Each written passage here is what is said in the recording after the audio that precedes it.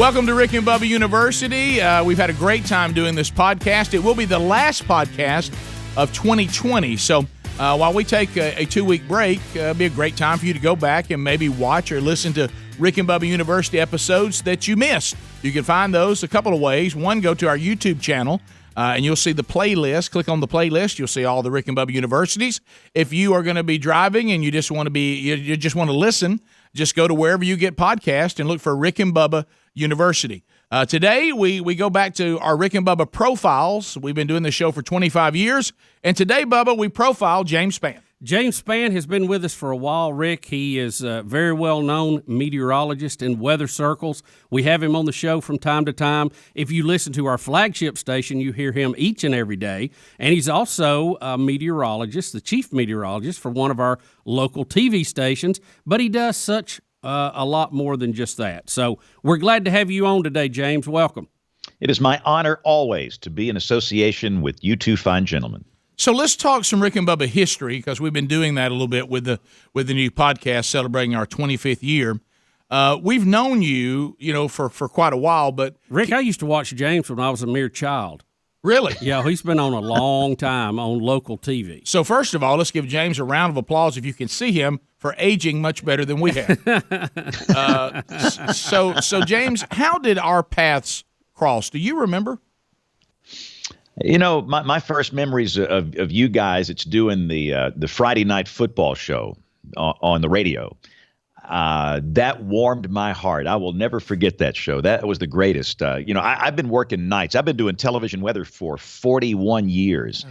And so I guess this was sometime in the 80s. And you guys would do the football scores and the concession stand of the week and all that. And it was on a local station. So that's the first time I really got connected with you two guys on the radio. But I think I met Bubba with ham radio at a ham fest, which are magical events. A long time ago. And it may have been at one of the weather classes, James, that you came over to our home county and held. And, Rick, I went through storm spotter class. So I know I know my shelf cloud. Yeah, if I remember, James, you and Bubba invited me to a ham fest, but I was booked that day. I had to eat a can of rusty nails. And Rick just doesn't know all the fun he's missing, does he, James? No, man, I'm telling you. We could have a podcast talking about ham radio alone. I'm about to say, we can take this thing right down the tubes, but Rick's head would explode. We'd lose it. We'll do that when Rick's sick one day. But I remember that you were talking about what you were talking about in Rick and Bubba history, and some of you may not know this. It was called Rick and Bubba's Pigskin Roundup. And Bubba and I would do a show in the early AM hours. Then we would sometimes go home. Sometimes we did remotes or whatever up until that time. And it really was the way that we've approached radio. We can be a little irreverent about the industry. And so we did a high school football scoreboard show that made fun of high school football scoreboard shows. And as you can tell, and I don't know what this says for James, apparently you had our same sick sense of humor. That's great. It was the greatest thing ever. I mean, I just wish we had that show back. It kicked off my weekend every Friday night during the high school football season. You guys were funny. I mean, and you're right. It made fun of these serious sports guys trying to do these things, but it was great. Sometimes you just have to laugh. They were a lot of fun considering they were 20-hour days. But, I don't think we could have survived doing that much longer. But James, let's talk about your career a little bit, kind of set the stage, because we're going to have people watching this who have watched you and heard you on the show for many, many years. We're also going to have people who have never heard of you before. So let's set the stage a little bit about your career in weather and how you got to the point you're at today. Well, I did not really think I would be able to do this for a living. When I was in high school, nobody told me this was a viable career option, meteorology. So my first major in college was electrical engineering. But when I was going through high school and college, I worked at a radio station in Tuscaloosa, Alabama, playing rock and roll music on the radio. I think we have a few pictures of those days. Yeah, we've seen that. And so I got a call from the local TV station in Tuscaloosa. They had a little CBS affiliate, and they asked me if I'd be willing to come out there and do weather and some other things. But they were going to pay me $190 a week to come out there and work and do weather and some other stuff. And I'm thinking, you're going to pay me to do this, which is what I love. And as I started to do that, I realized this could be a viable career option. So I would wind up changing majors, and I finished in meteorology in the program at Mississippi State University. And I've been doing this for 41 years. I have been mostly in the Deep South. I did spend some time in Texas back in the 80s. I worked for Channel 4 KDFW, which at the time was the CBS channel. So I have been through tornadoes, heat waves, droughts, hurricanes, floods, you name it. It's been a wild ride, but a great ride. And now it's different, and that a lot of folks don't get weather from radio or television. They get it on their phones. So it's kind of morphed into a 24-hour-a-day, 7-day-a-week job. But I've not slept much since 1973, so it doesn't bother me. So, James, you still, though, you do your weather on a lot of just radio stations, right, every day. You're syndicated in your weather forecast, too, right? Right. I'm on about 24 radio stations around the country, and still my core job, it's still doing television weather for the ABC affiliate in Birmingham. But we do a lot of other things. We've been doing a show called Weather Brains for 13 years, which is a podcast kind of like this. We were podcasting before people even knew what that was. And that's attracted weather weenies and dweebs and nerds and dorks all over the world to gather around every Monday night to listen to that. So we kind of expanded our reach over the years. But I to this day, I can't believe they pay me to do what I love to do. So I cannot wait to go to work every day. Most people my age, they gripe about working and they can't wait to retire. I'm just the opposite. I'm just getting started. This is fantastic. Well, you talked about this, so if you listen, knowing that you have syndicated weather updates that are via radio, and of course the radio stuff is all over the road, but a lot of it is used in the wee early hours of the day, but yet that most every day, unless you're on vacation, which is very rare, you also are going to be doing TV local weather, which is going to give you a 5, 6, and 10 sometimes, or definitely a 6 and 10. That 10 is the one I'm focusing on here. Those two worlds, it's That's almost like like tough match. Yeah, it's almost like your workday consists of two different work days. You're supposed to do one or the other. So tell the audience, because I'm interested, and that's the kind of stuff we want to do on the podcast with this long form conversation. What is your game plan to get the appropriate amount of sleep? How do you do it? Well, here's the one thing about life. The greatest equalizer in life is time. Everybody watching this and listening to this, we are all equalized by time. We have 24 hours in a day. The richest woman, the richest man in the world cannot buy a millisecond. And to me, that's my biggest challenge. But what we do in that 24 hours, it determines who we are. I can look at anybody's schedule and really quickly determine your priorities in life, your relationship to God if you're a believer, your relationship with your family. And I've been struggling with this for a long time. And obviously, to do things that are priority in life, you sometimes have to go without sleep. And it's not really healthy. I'm sleeping about 3 hours a night during the week, and that's not good. I'm only 24 years old. This is what you look like when you never sleep. But I do better on the weekend. But most people think all those TV weather guys, they're working 8 minutes a day. I see them on TV at 4 o'clock, 5 o'clock, 6 o'clock, and 10 o'clock. And if you get out a stopwatch, they give you about 2 minutes in those newscasts. So, these clowns work 8 hours a day. They sit around all day and eat and pick their nose or whatever. But that is just a fraction of what we do. For me, the morning shift, and I do the morning shift at home, thank goodness, which is nice, but I'm working between 4:30 and 8 o'clock every morning doing radio, doing Rick and Bubba, doing television. I'm on television in the morning at my home office, writing blog posts, producing technical weather videos that are posted to YouTube and the digital platforms. And then during the day, I speak in schools every day. Some people got me interested in weather when I was a kid. They got me interested in science. And the least I can do is return the favor and do that for kids today. So I'm in 1 to 2 schools every day. I prefer to do first, second, third, fourth grade. Third graders think I'm funny. Those are my people. I mean, middle school and high school kids, I love them, but they get a little weird. But after I do that, I go to work and work the TV shift and do the same thing. You're doing radio and all these external things. And then on top of all that, fellas, now you've got this 800-pound monster known as the tweeter and the face bag and the gram, social media. And it never stops. Never, ever, ever. And So I deal with that. And again, I'm not griping. It's a great way for us to get information, especially during active weather, with photographs and video that are crucial to what we do on television. But we can reach our audience anytime, and they can engage with us, and I answer questions, and it's fun. It just can be tiring. So you just learn to live without sleep. And again, I've got a family. My wife and I, we've been married for 38 years. We've raised 2 boys, and that comes first. And so it's a challenge. But time management is the biggest challenge I face. James, let me ask you this, because you said you sleep so little. Are you one of these people that can get by with that? Are you some kind of physical freak in that way, or are you sleepy all the time? Do you feel it? Does it hurt? Well, I feel like I'm cheating the system. The deal with me, so you sleep 3 hours a night, and that's not healthy, by the way. I would not advise for anybody to do this.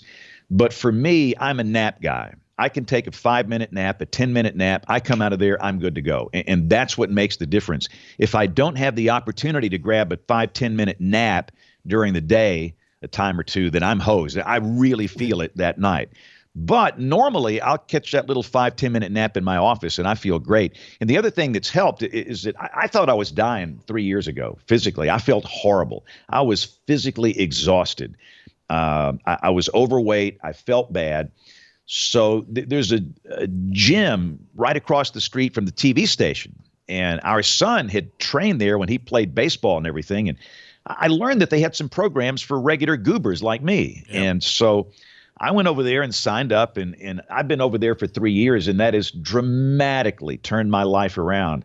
I'm doing a lot of, I do the weight stuff, the pure CrossFit, but I'm like yesterday we were running 300 yards, and you get in there and you do burpees, you run 300 yards. That's changed my life. So that has really helped my energy level. For a few years on that late news at 10, 11 o'clock at night, my mouth was moving, my brain was shut down.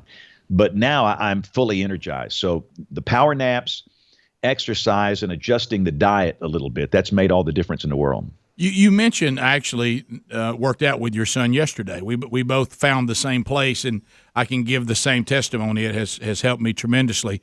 But you mentioned your boys, and certainly they're young adults now. But during the time when they were small, so they certainly are your wife and your children. It's God, your wife, your children, then your work. But your work does, as you just laid out, consumes a lot of time. How did you make it work? Because I know there's people listening to this and watching this going, all right, I'm a husband, I'm a dad.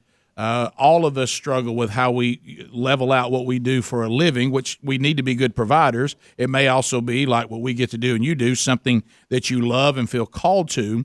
But how did you balance giving your wife what she needs, giving your sons what they need, and giving your vocation what it deserves as well? All I can say is thank goodness we didn't have social media during those days. Right. The last son graduated in 2015, and we didn't have that. So yeah, I was doing TV and I was doing radio and I was doing the school talks, but not having that social media monster on your back 24 hours a day, 7 days a week, that gave me the freedom to do what I needed to do to be there for them when they needed me. And I don't have any regrets. I look back on that, and again, for example, between the 6 and the 10 o'clock news, we have a nice break. And it's 6:30. When the news is over, I'd take off the TV suit. I'd slip on a coach's uniform. I'd drive down to the ballpark, and I'd coach a ball game. And I did that for years and years and years. And, when there were school events, I wouldn't schedule a school program where I'm talking to kids. I would go to our kids' school and watch them do their program or do their thing. So I had the flexibility to make it work.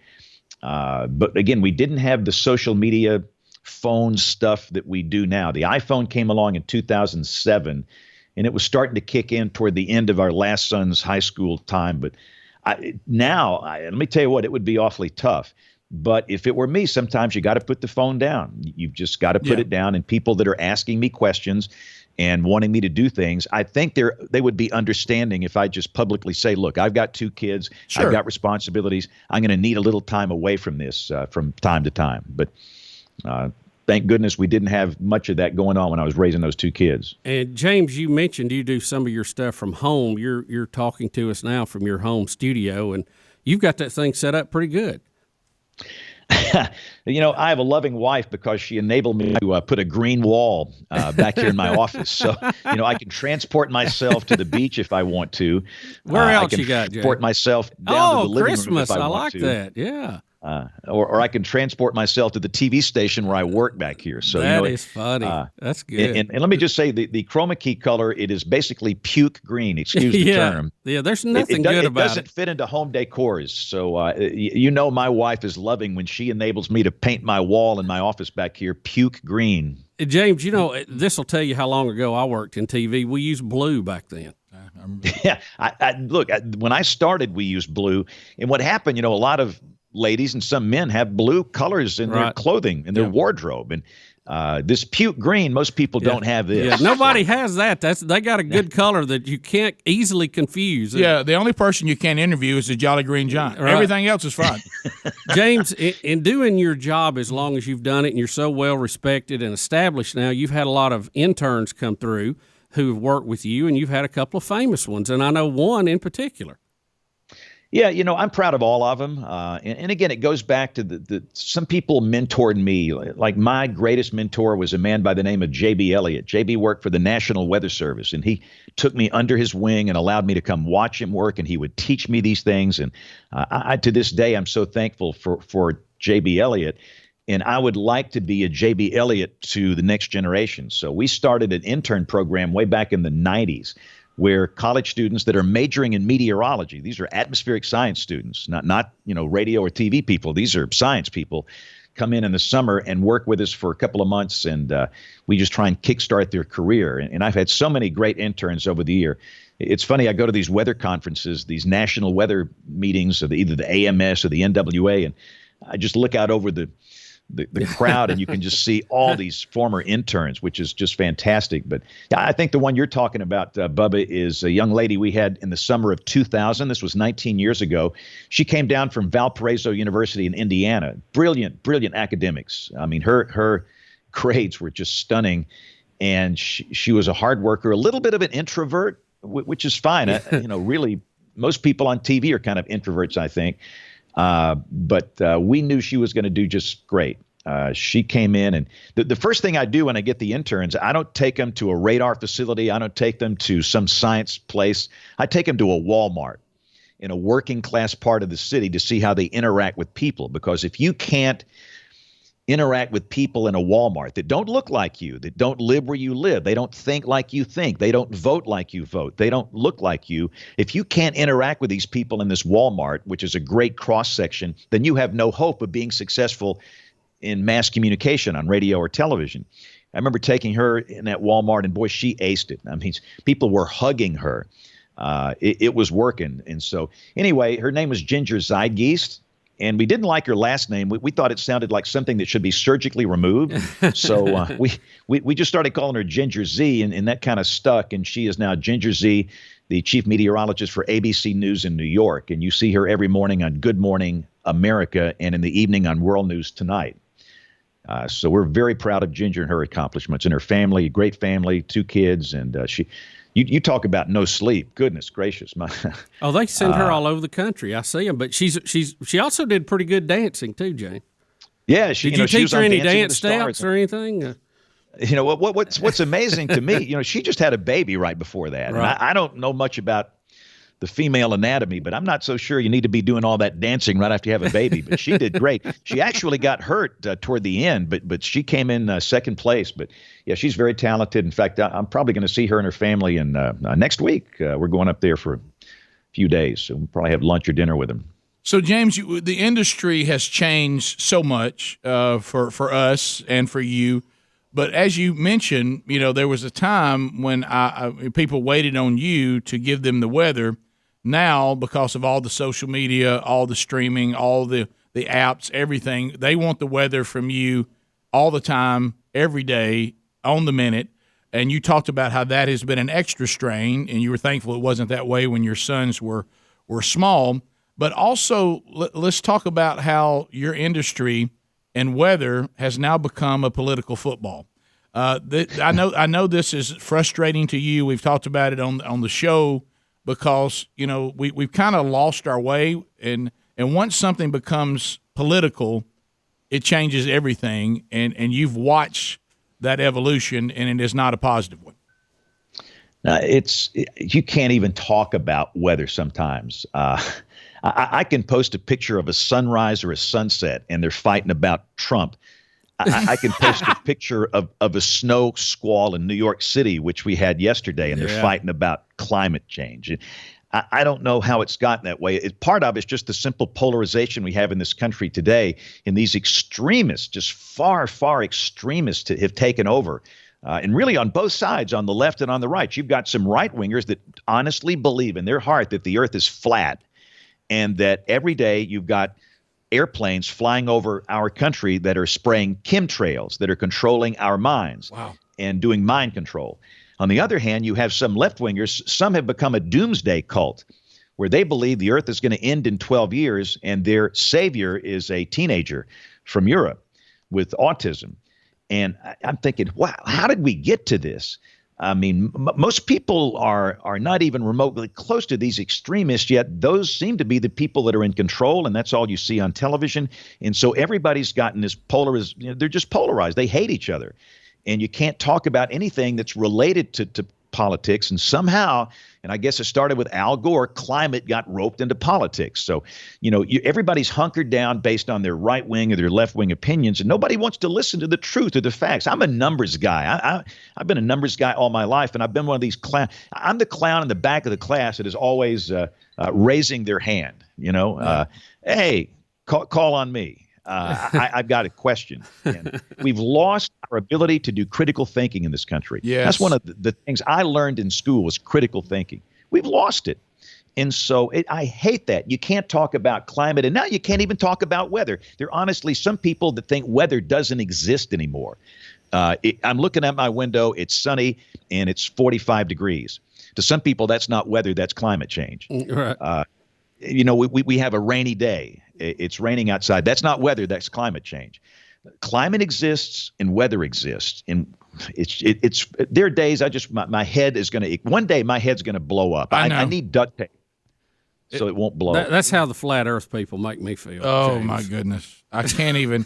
There's nothing I think. Or that we haven't been to the moon people. Well, I think what frustrates me, and I know it does Bubba as well, is now we're backtracking to things I thought we were done with that. Yeah, wasn't we kind of settled with some of these issues? Weren't we settled on the earth being round, and weren't we settled on that? Since we have people that fly around it, even today on the International Space Station. And we keep going back as if – I really sense, James, and I know I have a feeling you're going to agree, I think that human beings are devolving, no doubt, going backward. It's exposed because of social media. It used to be some of this stuff was kind of hidden. We see how nuts you we see are. it. I often say Facebook sometimes can be a place of bile and weapons grade ignorance, and you just think surely people don't think this. They don't believe this. But goodness gracious, I'm telling you guys, it's just horrifying. Where the chemtrail guys, oh man, it's just like I give a weekly chemtrail patch, a little pilot patch. Where if you're a true chemtrail believer, I'll just let you have it this week.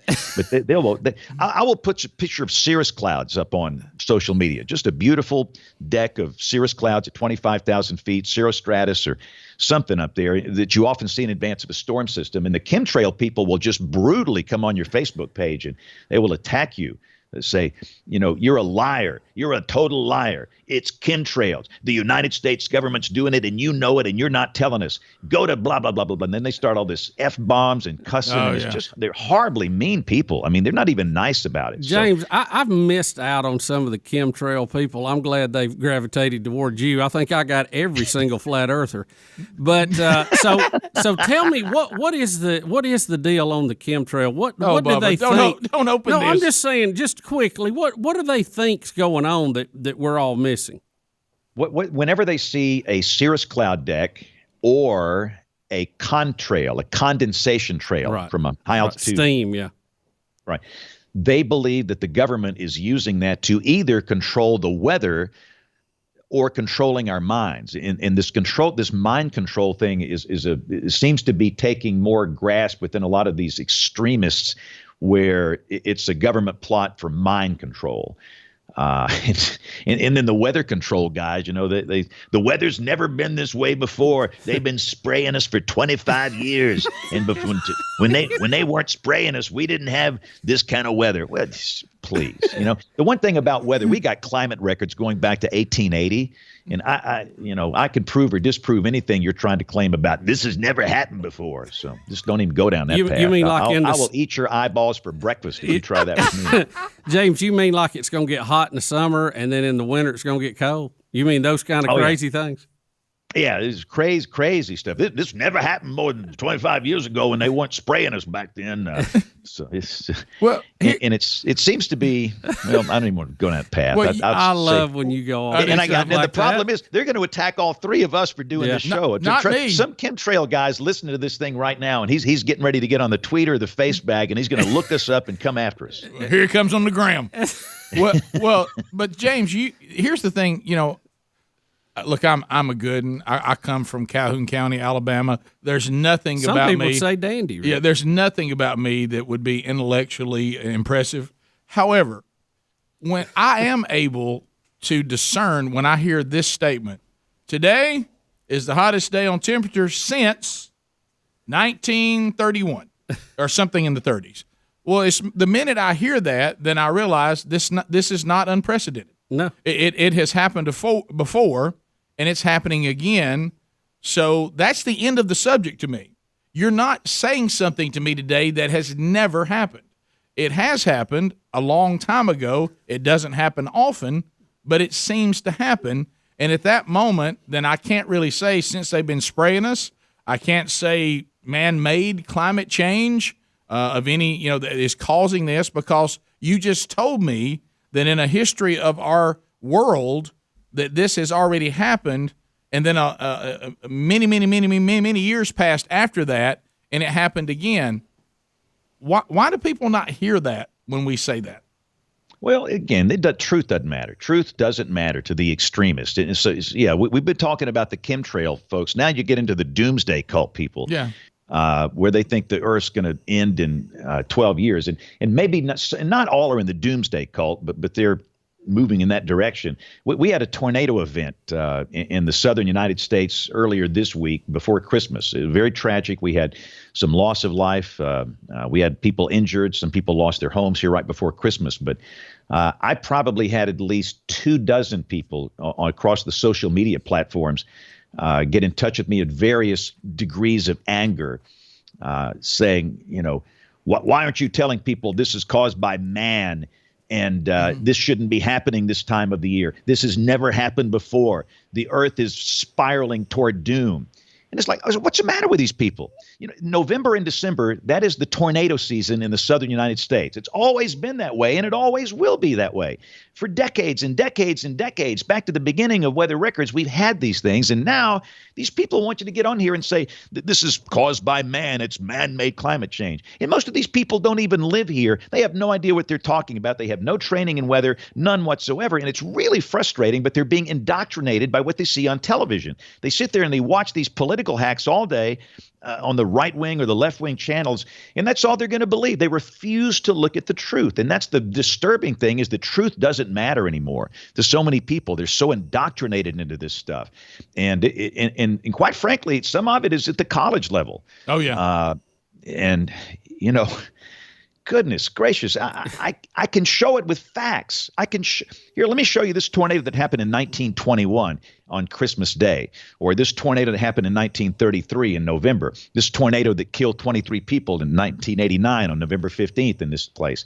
Nobody wants to see that. That they'll say, well, that wasn't climate change, but now it is. I know. So I call that I call that the yeah, but. Argue with them. Yeah, I call it the yeah, but. Somebody asks you a question, you answer it, and they go, yeah, but. And I realize, well, I can't even talk to you. I answered your question.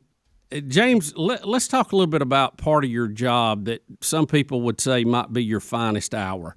And that is when severe weather is happening and you go on live TV for sometimes hours and hours when people are in direct threat from a tornado on the ground in our part of the country. Talk a little bit about that. There's some humor to that, but it's obviously very important what you're doing. You save lives, and it does matter. We have a running joke here locally. When we see James and he takes his coat off and you can see his suspenders, that means it's got very serious, and James is in for the long haul. But James, talk about that part of your job a little bit, because that may be where you're at your very best. Well, and that's the number one. That's the most important thing we do, mitigating loss of life during life-threatening weather. And where I live and operate, it's mostly due to hurricanes, tropical storms, severe thunderstorms, tornadoes, and floods, especially tornadoes. And so, for years and years, I was throttled. I was kept in the barn. Whenever we had tornadoes, they might let you go on TV for a couple of minutes, but get right off, because you got to go back to the programming. Because back in those days, there were 3 or 4 channels, and they don't want to make anybody mad, and that was just the culture. And I always wanted to do more, and And I've worked mostly in Alabama. I worked in Dallas for a while, and all this time, nobody would let me do my thing. But finally, in 1996, I went to work for a new company, and they let the horse out of the barn. And they said, you go on TV as long as you want to. Interrupt anything you want to. You have full control. And that changed everything for me, and I think for this market where we are.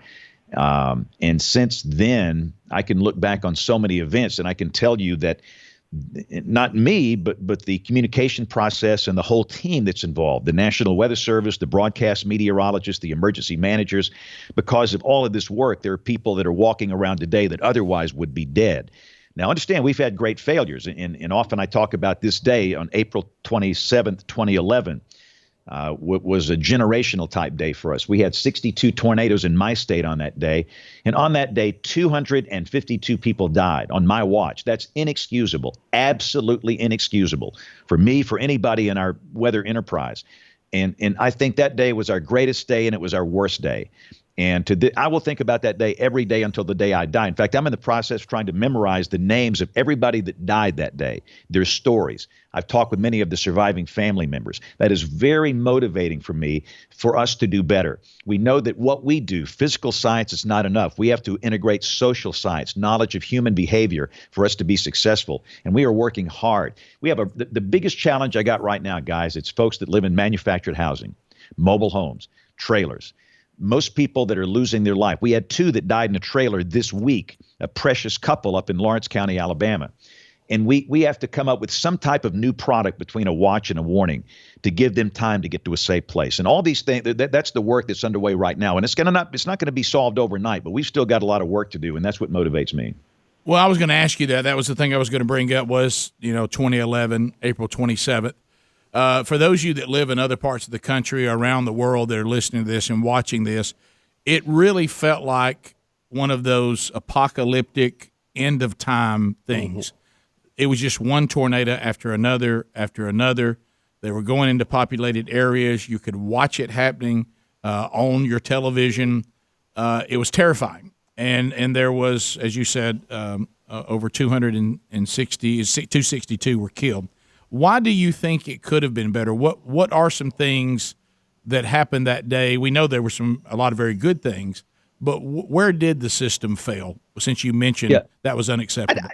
I didn't even talk about this day for 6 months. I had nothing to say. I needed to go through all of the grieving phases, depression and anger. And once you got out of that, you get to work and let's get under the hood and fix it. We learned what happened that day, and understand the warnings were excellent. The physical science could not have been better. And quite frankly, it wasn't that hard. These were supercell storms with hooks, debris balls, signatures a third grader could see, on radar. Warning people, it wasn't that hard. But something happened. Did people not hear the warning? Did they hear it and not do anything? So we've learned a lot of the key failures that day. And the number one failure was the fact that most people thought they were going to hear a siren, an outdoor warning siren. And that's what killed more people than anything else. You can't hear a siren during a raging storm. You might hear one at 3 o'clock in the afternoon, but those things have never been good at reaching people inside a building, a house, a business, a school, a church. And we've got to move past those. And if we don't, more and more people are going to die. So, every time we have an event, we push people to have a weather radio in your house, and on your phone, have wireless emergency alerts enabled. So that's number one. Number two is the lack of helmet use. Most people that died on April 27, 2011 died from blunt force trauma wounds to the skull region. And this is horrible to talk about, but in those violent tornadoes, people are often lofted. And when they're aloft, the shrapnel, the debris within the tornado, will often give fatal wounds to the skull region. And if people would have had a simple bicycle helmet, a $5 bike helmet from a Target or a Walmart, or if your kids play sports, a batting helmet or a motorcycle helmet, they'd be alive today. And we did a very, very poor job of reminding people of that. I think we're a lot better today. I got so many pictures this week of people wearing helmets, which warm my heart. And it looks goofy. I said this on the air, putting a bicycle helmet on me, it's like putting a cocktail dress on a hog. I mean, it's not a good look. It's not a good look. But this is for adults. It's not just for kids. It's for adults. And the other big thing was our fault. Blood was on our hands. The false alarm ratio was too high. There were too many false alarms back in 2011. The FAR was like 83. 83% of tornado warnings were false. And people told us, I hear tornado warnings all the time, and nothing ever happens. And we fixed that. The FAR is down in the 30s now. We went back to basic science. So that's just three examples of the things that went wrong that day. So, James, I know we're getting toward the end of our time together, but I do want to, and we talked about it on the big show, but I want to mention it again today. You have just written a book, Weathering Life, James Spann. You can get it at jamesspannbook.com. It's in paperback, ebook, and the audiobook will be coming soon. And let us know, James, when that is finished. Just released this week. It's on audible.com. Okay, now. so it's there now. So tell us briefly, because we have talked about it before. This is going beyond weather. Certainly, some of what we talked about is in there, but it also goes back to your life. This is the story of your life, and so someone who just heard about the book for the first time, tell them a little bit about what you hope to accomplish with the book. Well, obviously, it's about Alabama weather and culture and geography. And if you like weather, it's a great read because it documents these historic weather events I've dealt with over the last 41 years. Blizzards, the blizzard of 93. This is all the inside baseball stuff of what happened in these weather offices during these events. But I also wanted to just jot down my life story. Everybody's got a life story. Everybody has a very important life story. Mine is not important compared to others, but I see a lot of people that struggle. And, you look at Facebook and it looks like everybody's just fine and they're healthy and they got all the money they need and they got no problems in their family. Come on. I mean, let's be real. We've all got relational problems. We all have financial problems. We all have health issues. And like many others, I've had a lot of bumps in my life. My dad abandoned me and my mom when I was 7. And never paid a dime, and I became a low-income, fatherless child, and in a very challenging situation in rural South Alabama. And I just wanted to document the journey, and the good decisions, the bad decisions, and maybe write that as an encouragement. The one thing I think people need more than anything else today is encouragement. I'm a Barnabas guy. Barnabas is my favorite guy in the Bible. I mean, he was the great encourager, and I want to be that to people today because I'm one of my spiritual gifts is not discernment, but I can discern one thing. I can walk into the halls of any school, look a child in the eyes, and I'll tell you if they're hurting, and they are everywhere, no doubt. Every school, and you want to know what's going on in their family to bring them to this point where they're just hurting. There's something wrong. There's something empty. You can see it. And so for people that are struggling, it's a good read or a good listen. And I just wanted to jot it down because I see so many people struggling. So an encouraging thing for people that are struggling and for people that love weather. There's a lot of, there's a closet weather weenie in every household. There's always one, and we love them because they're the ones that are going to remind people, hey, we got a tornado watch or there might be bad weather tomorrow. So it was fun to write, and appreciate those folks that have gotten a copy. It's been great fun to write it. Well, I think one of the things accomplished with the book, and certainly the weather part is there, but and I do a lot of men's ministry, and it is a fact that the insult or the asset that a man can be in the home, it's there. There's nothing you can do about it. It's either a blessing or it's something you've got to overcome. It's a detriment. But for some people that are in situations like you found yourself, hey, you can't just tell me that if my dad's not in my life, I'm doomed. It certainly is an obstacle, but it's not an obstacle that can't be overcome. And I think, you look at the numbers, James, you know them very well. The numbers of one-parent homes are through the roof now. And sadly, it's 50-50 for a child to be raised in a home that the father has abandoned or to be raised in a home where the father is there. It's not the exception anymore. It's equal either way. So there's so many children that are being raised, sadly, without their fathers in their lives. And I think your book can show them, yes, it's hurtful. Yes, it matters, but it can be overcome. Yeah, I do children's ministry at a large church. I lead children's worship. I mean, my congregation, they're between the ages of 5 and 12. You adults are just weird. I let you all have the big house. I'll take the little house. Yeah. But we have so many kids that are going through exactly what you just talked about, Rick. And understand, this is not some inner city problem or some problem in impoverished areas. This is everywhere. Some of the nicest suburbs in these big cities, where there's a lot of wealth, you do see it where there's poverty. You see it with all different types of races. It is just across the board. Every socioeconomic class is struggling with this family crisis we have. And some of it involves addiction. Some of it involves some other things. But again, you can overcome that, and you don't have to be bound to your past. And I see so many people my age that came from my background. They went the way of their father. They were overtaken by alcohol or opioids, and they abandoned their family. And it's this generational curse kind of thing that's got to stop. And it can be stopped. And again, goodness, I'm so far from perfect, I can't even see it. But my marriage has lasted for 39 years. My wife and I have a great time. We love each other. We've raised 2 kids, and it can be overcome. So I think that's a big part of that as well, that just hope and encouragement. I love to encourage people. Well, the book's called Weathering Life by James Spann, and it's available paperback, ebook, and just released on audible.com and audio version as well. James, we have enjoyed our time with you. I'm so glad you're part of the 25 years of Rick and Bubba. Just cherish your friendship, and thank you for, not just the way that you do your job, but the way that you live your life. Well, it's an honor to be associated with you guys. Love the show, love being with the show, and just thanks for what you guys do. You guys are a great encouragement to me. James Spann, thanks for being with us, and thank you for joining us for today's edition of Rick and Bubba University.